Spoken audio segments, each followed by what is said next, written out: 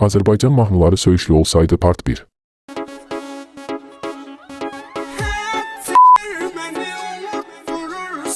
Çaya, seni s**mek için geldim dünyaya.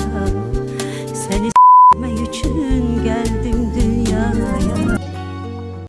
Beni gece sehre çatana kadar beni, gözün yuxuya dalana kadar zalimin zül kadınlar ne vaxt tenha kalırlar, qisasın s***lar